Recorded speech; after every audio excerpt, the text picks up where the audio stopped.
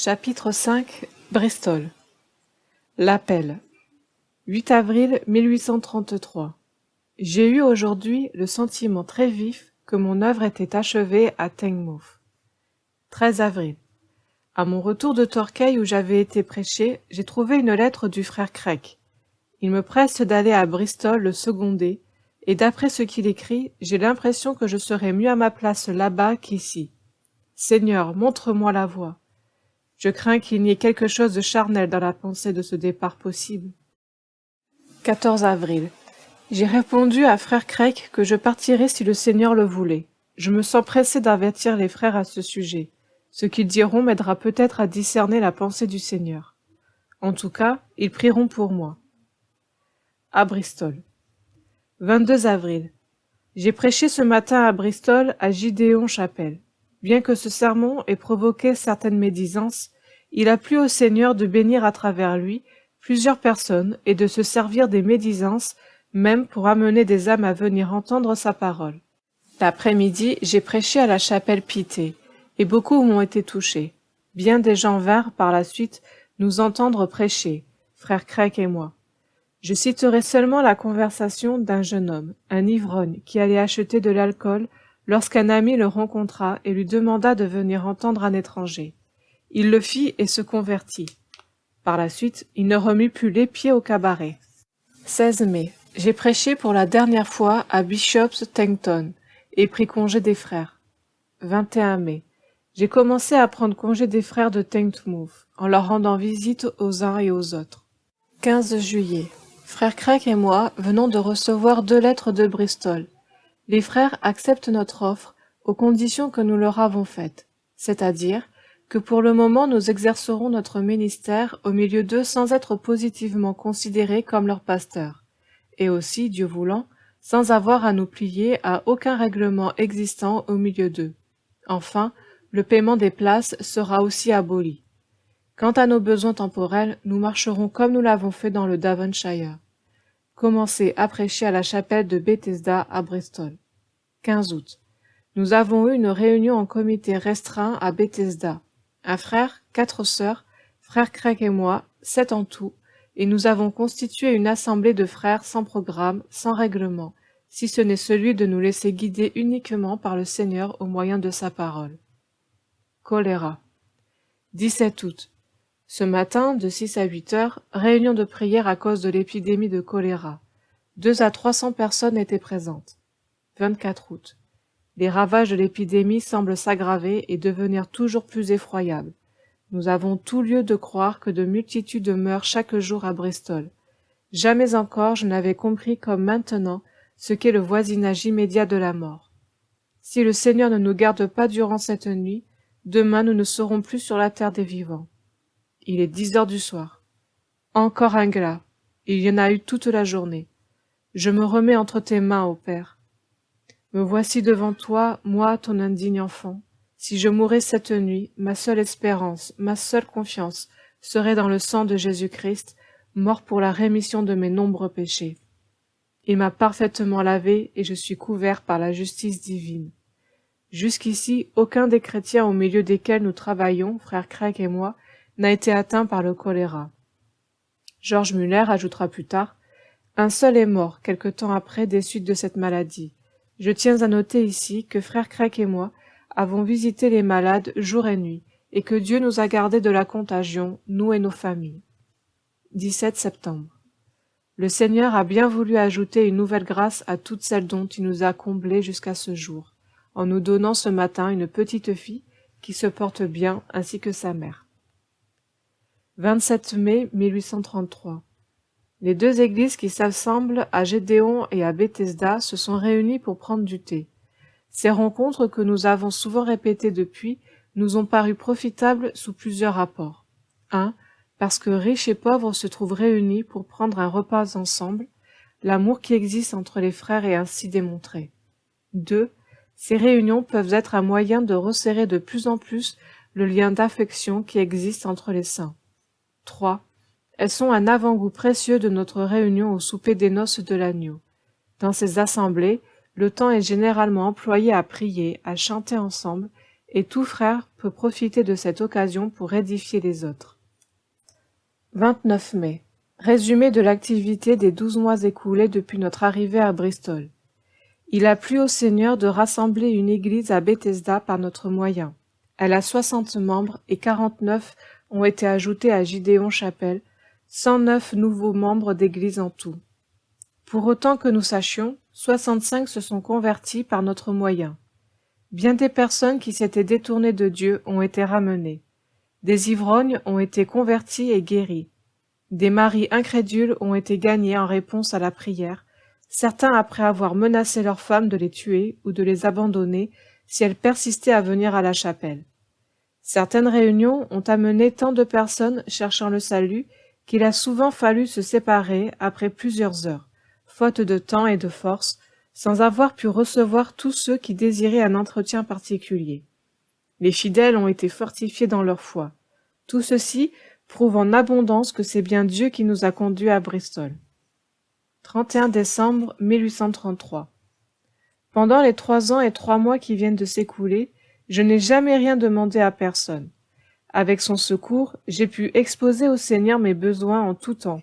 Il y a pourvu avec miséricorde, et c'est ainsi que j'espère continuer jusqu'au dernier instant de ma vie. Quoique mes recettes aient été considérables, il ne m'est resté à la fin de chaque année que quelques shillings, ou même rien du tout, et il en est encore ainsi aujourd'hui par la grâce de Dieu. 1er janvier 1834. Il nous a semblé bon à frère Craig et à moi d'avoir une réunion spéciale et publique d'action de grâce pour remercier Dieu de ses multiples bontés envers nous depuis notre arrivée à Bristol et des succès qu'il a bien voulu accorder à notre œuvre. Nous avons également confessé notre misère et notre indignité et nous l'avons supplié de continuer à nous accorder sa faveur. Nous nous sommes donc réunis hier soir à cet effet. Commencée à 7 heures, la réunion a duré jusqu'à 00h30. Environ 400 personnes se sont jointes à nous en cette occasion. 9 janvier. Exaucement. Voici 1 an et demi que nous prêchons tous deux, une fois par mois, sans résultat apparent, à Brillingstone, village situé près de Bristol. Cela m'a conduit à prier avec ardeur aujourd'hui pour la conversion des pécheurs de Brillingstone. À la chapelle aussi, j'ai prié à ce sujet, demandant au Seigneur de bien vouloir convertir ce soir au moins une âme dans ce village pour nous encourager. Je me suis senti soutenu pendant la prédication. Le Seigneur, en effet, a exaucé ma prière, car ce même soir, un jeune homme a été amené à la connaissance de la vérité. 14 janvier. Le 20 octobre, il m'avait été impossible de fixer ma pensée sur un texte pour la prédication. J'ai donc prêché sans en éprouver aucune joie. Et cependant, ce sermon a été une bénédiction pour plusieurs. Je l'ai su par la suite. À ce jour, je sais qu'il a été le moyen dont Dieu s'est servi pour convertir 9 personnes. Que cela puisse encourager mes frères dans le ministère à aller fidèlement de l'avant au service du Seigneur dans le calme et la prière, quelle que soit leur impression personnelle. École. 5 mars. Nous avons exposé, frère Craig et moi, au cours d'une assemblée publique qui a eu lieu hier soir, les principes suivant lesquels nous souhaitons voir fonctionner l'institution que nous désirons fonder pour la propagation de l'Évangile en Angleterre et ailleurs. 1. Nous nous proposons de soutenir des écoles pour les enfants pauvres des écoles du dimanche et des écoles d'adultes dans lesquelles l'instruction reposera sur les principes de l'Écriture. Autant que le Seigneur nous en donnera les moyens, nous désirons engager des maîtres capables afin d'ouvrir ensuite nous-mêmes des écoles semblables. A. Par école fondée sur les principes de l'Écriture, nous entendons des écoles dirigées par des maîtres pieux, où le chemin du salut est enseigné selon la parole, et où il ne se donne aucune instruction opposée aux principes de l'Évangile. B. Des écoles du dimanche où l'on n'emploie que des chrétiens et où l'instruction repose sur l'unique fondement des Saintes Écritures sont les seuls auxquels l'institution fournira des Bibles et des Testaments. Nous ne croyons pas qu'une personne qui ne connaît pas elle-même le Seigneur soit autorisée par la Bible à donner l'instruction religieuse à d'autres. 2. Nous placerons dans de telles écoles des enfants de familles pauvres pour qu'ils soient instruits dans la vérité et dans les choses nécessaires à la vie. 3. Nous nous proposons aussi de répandre les Saintes Écritures. Des Bibles et des Nouveaux Testaments seront vendus aux pauvres à des prix réduits. Nous croyons qu'en général, il vaut mieux vendre les livres saints que de les distribuer gratuitement. Cependant, dans des cas de grande pauvreté, nous les donnerons gratuitement. 4. Nous désirons contribuer à l'œuvre des missions. C'est là le 4e objet de notre institution. Notre désir à cet égard est surtout d'assister les missionnaires dont la manière d'agir nous paraît la plus conforme à l'Écriture sainte. 19 mars. En rentrant ce soir, après la prédication à Bethesda, j'ai appris l'heureuse nouvelle de la naissance d'un fils. Nous l'avons nommé Élie. 23 avril. Hier et aujourd'hui, j'ai demandé au Seigneur de nous envoyer 20 livres sterling pour que nous puissions avoir un plus grand stock de Bibles et de Nouveaux Testaments que celui dont dispose le petit fonds de l'Institut. Or, ce soir, une sœur nous a dit qu'elle était venue à la connaissance du Seigneur par la seule lecture des Saintes Écritures, qu'elle prenait donc un grand intérêt à leur diffusion et voulait nous envoyer 20 livres sterling à cet effet. 11 juillet. J'ai beaucoup prié pour trouver un maître qualifié pour l'école des garçons que je veux ouvrir, école qui dépendra de notre institut. 8 personnes s'étaient présentées. Aucune ne m'avait paru convenir. Mais le Seigneur nous a enfin envoyé le maître qu'il nous fallait, et celui-ci va se mettre à l'œuvre sans retard. Dieu a permis que nous prions longtemps avant de répondre, mais maintenant il nous a parfaitement exaucés. 18 août. Aujourd'hui, frère Craig et moi, nous avons engagé les services d'une institutrice pour une école de filles que nous avons l'intention d'ouvrir, en regardant à Dieu pour les subsides nécessaires.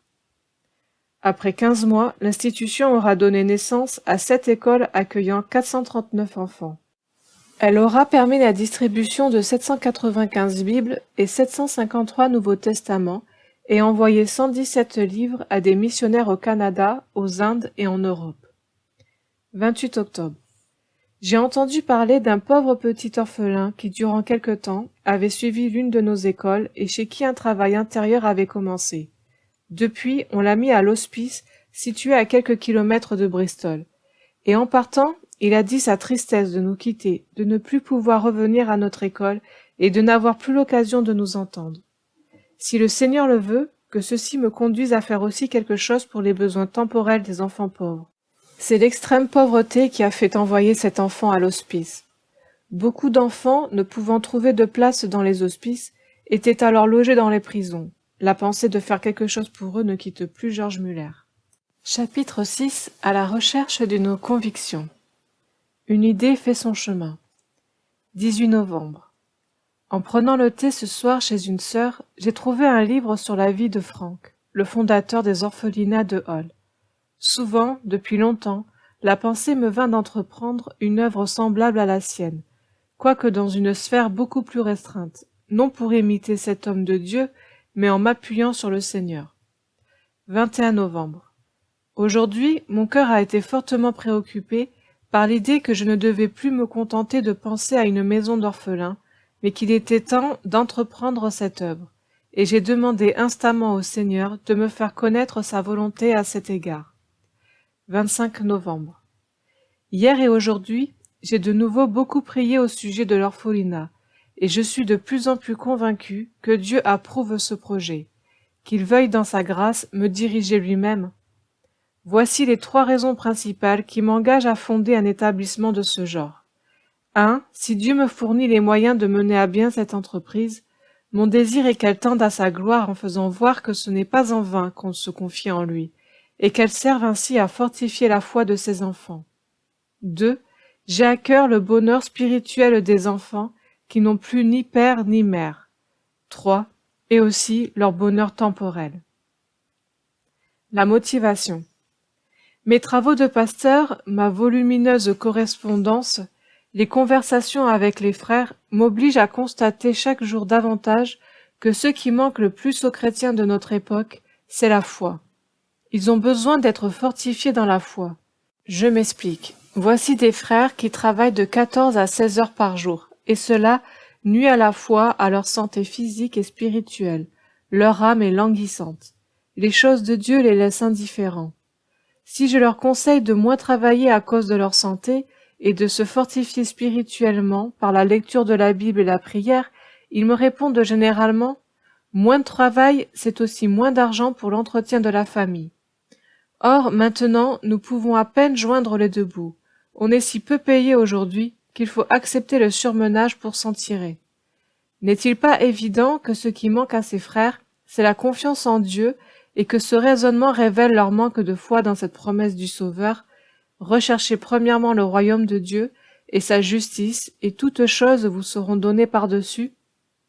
Ou bien encore, voici des enfants de Dieu qui se laissent épouvanter par le spectre de la vieillesse. Que deviendront-ils quand ils ne pourront plus travailler? La terreur de l'hospice les hante. Ils vivent dans l'inquiétude à cause du lendemain. Si je leur fais voir que dans le passé, Dieu a constamment aidé ceux qui se confiaient en lui, ils ne se sentent pas toujours libres de répondre que les temps ont changé, mais il est manifeste que le Père céleste n'est pas pour eux le Dieu vivant. Ou encore, voici des frères dans le commerce. Ils ne sont pas en règle avec Dieu parce qu'ils traitent leurs affaires comme les gens de ce monde, et leur conscience en souffre. Et pour s'excuser, ils disent qu'il y a la concurrence et la surpopulation, que les temps sont difficiles, que pour réussir, il faut faire comme les autres, et que ce serait courir à la faillite que d'observer les commandements de Dieu dans les affaires, etc., etc. D'autres frères et sœurs exercent des professions qui ne sont pas compatibles avec leurs principes chrétiens. Mais que deviendraient-ils s'ils y renonçaient? Ils redoutent d'avoir à laisser une situation sur laquelle cependant ne peut reposer la bénédiction de Dieu. Ils craignent de ne pas trouver d'autre emploi. Il me tarde donc de pouvoir présenter aux frères une preuve visible que notre Dieu et Père demeure fidèle comme il l'a été de tout temps, et que de nos jours, comme dans le passé, il est prêt à prouver qu'il est le Dieu vivant à tous ceux qui se confient en lui. Cette inquiétude qui ronge la plupart des chrétiens, leurs soucis, leur culpabilité en refusant de croire Dieu, ont été les moyens dont le Seigneur s'est servi pour allumer en moi l'ardent désir de donner en ce siècle, à l'Église et au monde, la preuve qu'il est toujours le même. Et cette preuve-là, il me semble que rien ne pourrait la faire aussi bien que la création d'un orphelinat, puisque ce sera une preuve visible et qui tombera sous l'essence. En effet, si un homme pauvre peut fonder un orphelinat et le faire subsister uniquement par la prière et la foi, sans rien demander à personne, cela fortifiera les faibles, augmentera leur foi, et de plus manifestera aux incroyants la réalité des choses divines et éternelles. Telle est la raison primordiale qui ramène constamment ma pensée vers la fondation d'un orphelinat. Certes, je désire de tout cœur que Dieu m'emploie pour faire du bien à des pauvres enfants sans père ni mère. Avec son aide, je m'occuperai de leur corps et de leurs besoins temporels, et je veillerai à ce qu'ils soient élevés dans sa crainte. Cependant, mon but principal, c'est que Dieu soit glorifié. Qu'il soit glorifié parce que les orphelinats auront tout ce qu'il leur faudra, uniquement en réponse à la prière et à la foi, et sans que rien ne soit demandé à personne. Par là, il sera évident que Dieu est toujours fidèle et qu'il entend toujours la prière. Sondez vos cœurs. 28 novembre. J'ai beaucoup prié cette semaine pour l'orphelinat, demandant chaque jour à Dieu qu'il ôte cette pensée de mon cœur si elle ne vient pas de lui.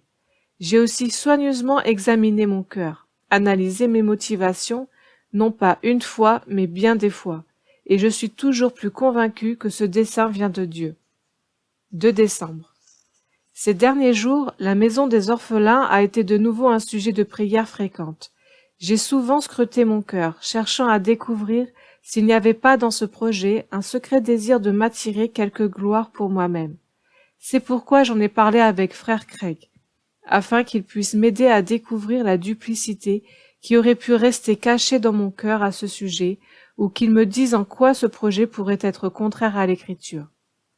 Ce matin, je me suis rendu chez frère Caldecott, demandant particulièrement au Seigneur de se servir de lui pour sonder mon cœur. Promesse et gage. 5 décembre. Ce soir, en lisant les Écritures, j'ai été frappé par ces paroles. « Ouvre ta bouche et je la remplirai. » Psaume 81, verset 10. Jusque-là, je n'avais pas encore prié pour les ressources nécessaires, ni pour le personnel qu'il faudra trouver. Séance tenante, je me suis approprié la promesse de ce verset pour l'orphelinat et prenant le Seigneur au mot, je lui ai demandé un local, 1000 livres sterling, et des personnes qualifiées pour prendre soin des enfants. 9 décembre. J'ai reçu aujourd'hui le premier objet mobilier, une très grande garde-robe. À l'issue de la réunion à la chapelle, on me donna 10 shillings. Intentionnellement, j'avais fait supprimer la collecte. Personne d'autre que moi n'a parlé. Je redoutais de faire vibrer l'émotion, d'agir sur les sentiments, voulant par-dessus tout connaître la pensée de Dieu. À l'issue de la réunion, une sœur m'a offert ses services.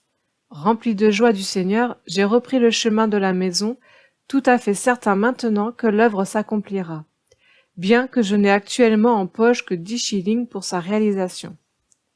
Déjà, à Tegemouth, lorsque je voyais des enfants pauvres dans les rues, je me demandais si la volonté de Dieu n'était pas que j'ouvre des écoles pour eux, en m'attendant à lui pour les subsistes nécessaires. 2 ou 3 ans après, ces écoles furent ouvertes et devinrent l'une des branches de notre institut biblique. Depuis, c'est la pensée d'un orphelinat qui s'est imposée à moi. Cela remonte à environ 14 mois. J'y songe constamment et je prie toujours plus à ce sujet. Aussi, je crois que Dieu désire que cette maison s'ouvre. S'il en est bien ainsi, Dieu peut amener ses serviteurs en quelque endroit du monde qu'ils habitent et nous envoyer tout le nécessaire. Je ne regarde pas à Bristol en cette affaire, ni à l'Angleterre, mais au Dieu vivant. C'est à lui que l'argent et l'or appartiennent. Aussi, quand nous aurons reçu ce qu'il nous faut pour louer une maison et la meubler, et que nous aurons trouvé les personnes qualifiées pour s'occuper des enfants, nous irons de l'avant, bien assurés que celui qui nous a enseigné à lui demander notre pain quotidien nous aidera encore à regarder à lui pour les besoins quotidiens des enfants qu'il lui plaira de nous confier. En cette affaire, la question des aides nécessaires est aussi importante que celle des fonds. Nous l'avons donc aussi exposée devant Dieu. Dons et offres de service. 10 décembre. Ce matin, j'ai reçu la lettre suivante d'un frère et d'une sœur. Si vous nous croyez qualifiés pour aider dans l'orphelinat, nous vous offrons nos services. Nous vous offrons aussi tout notre mobilier. Nous ne désirons pas de salaire, dans la conviction que Dieu, s'il nous appelle, subviendra à tous nos besoins. Le même soir, un frère m'apportait de la part de plusieurs donateurs 3 plats, 28 assiettes, 3 cuvettes, un broc, 4 timbales, 3 salières, une râpe, 4 couteaux et 5 fourchettes. 12 décembre. Tandis que je priais Dieu ce matin de nous donner une nouvelle marque de sa faveur, un frère a apporté 3 plats, 12 assiettes, une cuvette et une couverture. Après avoir remercié le Seigneur, je lui ai demandé un nouvel encouragement, et peu après nous recevions 50 livres d'une personne dont je n'aurais pu espérer une telle somme, et cela pour plusieurs raisons. L'intervention du Seigneur était donc d'autant plus manifeste. Je me sentis porté à prier de nouveau ce même jour pour recevoir encore davantage, et le résultat, c'est qu'on apporta dans la soirée 28 mètres de cotonnade.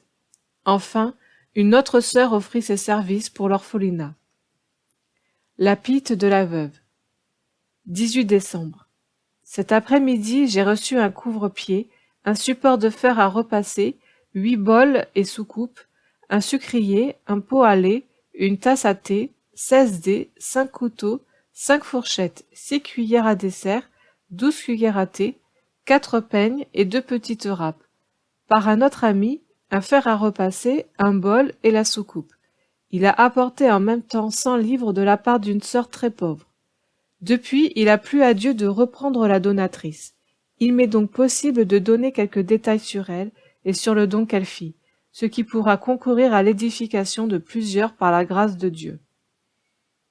A.L. habitait Bristol et gagnait sa vie avec des travaux d'aiguille, recevant 2 à 5 shillings par semaine, car elle était souvent souffrante et ne pouvait pas beaucoup travailler.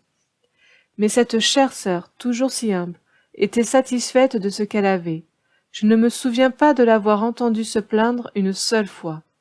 Peu de temps avant l'ouverture de l'orphelinat, son père mourut, et elle entrait en possession, ainsi que son frère et ses 2 sœurs, de la part que lui revenait de l'héritage d'une grand-mère. Chacun reçut 480 livres. Comme leur père s'adonnait à la boisson et laissait des dettes, ses enfants décidèrent d'offrir 20% de cette somme aux créanciers. Ceux-ci n'avaient légalement aucun droit sur cette somme, mais ils acceptèrent avec empressement. À elle se dit alors ceci. La culpabilité de mon père ne l'empêche pas d'être mon père. Or, puisque j'ai de quoi payer entièrement ces dettes et que mon frère et mes sœurs s'en désintéressent, je dois le faire en tant que chrétienne. » Elle alla donc trouver les créanciers en secret et elle les paya entièrement. Comme chacun de ses frères et sœurs avait versé 50 livres à leur mère, à elle se dit « Comme enfant de Dieu, je dois donner le double. » Et elle versa encore 100 livres à sa mère. Peu après, elle m'envoya la même somme pour l'orphelinat. J'en fus extrêmement surpris. Je la savais pauvre, j'ignorais cet héritage, et ses habits n'indiquaient pas de changement de situation. Avant d'accepter le don, j'allai la trouver, et j'eus avec elle une longue conversation pour essayer de découvrir le mobile de son acte. N'avait-elle pas obéi à quelque impulsion du moment qu'elle regretterait ensuite ? Ce point était des plus importants, car si elle avait fait ce don pour une raison qui ne serait pas en accord avec la Bible, le moment des regrets serait venu tôt ou tard, et le nom du Seigneur en aurait été déshonoré. Mais quelques instants de conversation me suffirent pour découvrir qu'en agissant ainsi, cette sœur bien-aimée avait voulu suivre Jésus, et qu'elle le faisait délibérément, calmement, après avoir bien pesé son acte. Elle voulait obéir au commandement du Seigneur, « Ne vous amassez pas des trésors sur la terre » Matthieu chapitre 6, verset 19. « Vendez ce que vous avez et donnez-le en aumône » Luc chapitre 12, verset 33. Et lorsque j'essayai de l'en dissuader pour m'assurer qu'elle avait suffisamment pesé sa décision, elle me répondit « Le Seigneur Jésus a donné pour moi la dernière goutte de son sang, et je ne lui donnerai pas ces 100 livres. Je donnerai plutôt tout ce qui me reste si la fondation de l'orphelinat devait en dépendre. Je relèverai plus particulièrement les 4 points suivants qui se rapportent à la vie de notre sœur dans la période d'abondance. 1. Elle fit tout ce qui dépendait d'elle pour qu'on ignore ses dons, montrant par là qu'elle ne recherchait pas la louange des hommes. 2. Elle demeura dans l'humilité et dans la même situation. 3. Elle ne changea rien à sa manière de se vêtir, alors qu'elle jouissait d'une abondance relative. Toujours propre, sa mise resta pauvre. Son logement, sa manière de vivre, restèrent ce qu'ils avaient toujours été, et pour tous, elle continua d'être la pauvre servante du Seigneur. 4. Et voici ce qui est aussi beau que tout le reste, elle continua à travailler pour gagner sa vie, c'est 2 à 5 shillings par semaine, alors qu'elle donnait par billet d'1 à 5 livres. Quelques années avant de s'endormir dans le Seigneur, elle avait donné tout ce qu'elle possédait. Comme sa santé physique avait toujours laissé à désirer et que son état s'aggravait, elle devint très étroitement dépendante de son Père céleste, qui subvint à tous ses besoins jusqu'au dernier moment. J'ai raconté ces quelques faits de la vie de cette ouvrière chrétienne, parce qu'ils sont à la louange de Dieu et peuvent éveiller en d'autres cœurs un désir d'imiter cette fidèle servante du Seigneur. Conviction. Après avoir marqué tout au long des semaines l'arrivée de nombreux dons, George Muller note « On voudra bien remarquer que c'est sans que nous n'ayons rien demandé à personne que toutes les sommes d'argent et tous les objets mentionnés ont été donnés, et que les offres de service dont il a été question nous sont parvenues. Presque tous ces dons proviennent de personnes dont je n'avais aucune raison d'attendre la moindre des choses. Plusieurs même m'étaient inconnus. Par conséquent, je suis pleinement convaincu que le Seigneur m'appelle à entreprendre cette œuvre. Le Seigneur m'a montré que je devais commencer petitement. S'il lui plaît de m'en accorder les moyens, et s'il fortifie ma foi et me donne plus de lumière à cet égard, c'est avec joie que je donnerai une plus grande extension à l'œuvre. 25 février 1835. Au nom du Seigneur, et en nous appuyant sur lui seul pour les dépenses, nous avons établi une 5e école d'enfants pauvres qui a été ouverte aujourd'hui. Nous avons maintenant 2 écoles de garçons et 3 de filles. Épreuve. Durant l'année 1835, George Muller passe par diverses épreuves. Sa femme faillit être renversée par une voiture. Elle tombe et se blesse grièvement. Elle souffrira pendant bien des années des conséquences de sa chute. Le 22 juin, il perd son beau-père. 3 jours plus tard, leur petit garçon est mourant. Ce jour-là, George Muller inscrit dans son journal « Le cher petit est si mal que je n'ai plus d'espoir de le conserver. Ce soir, j'ai parlé à la chapelle Gédéon sur le psaume 145, versets 1 à 4, pensant que ni la mort de mon beau-père, ni l'état de mon enfant mourant ne devaient m'empêcher de faire l'œuvre du Seigneur. Que sa sainte volonté soit faite à l'égard de notre pauvre petit enfant. Le lendemain, il écrit « La nuit dernière, j'ai prié Dieu de vouloir soutenir ma chère femme pendant cette épreuve. S'il trouve bon de rappeler à lui notre petit, et dans ce cas de le prendre bientôt pour lui épargner de plus longues souffrances, je ne lui ai pas demandé son rétablissement. » 2 heures après, ce cher enfant a quitté ce monde. Dieu a donc retiré la même semaine le plus âgé et le plus jeune des membres de notre famille. Ma chère Marie sent profondément la perte qu'elle fait, mais elle est aussi puissamment soutenue. Quant à moi, je suis persuadée que le cher enfant est infiniment plus heureux avec le Seigneur Jésus qu'avec nous. 27 septembre. J'ai aujourd'hui 30 ans. Je sens que je suis un serviteur inutile. Oh, si seulement j'avais mieux vécu pour Dieu. Le Seigneur veuille m'accorder, si toutefois je dois vivre encore quelques jours sur cette terre, de les dépenser entièrement pour lui. Longtemps après, jetant un coup d'œil en arrière, Muller écrivit « Les années qui ont suivi l'ouverture des maisons pour orphelins montrent que je ne me suis pas trompé. Nombre de pécheurs ont été convertis en lisant les rapports de l'œuvre. Quant aux croyants, ils ont été par là fortifiés et bénis.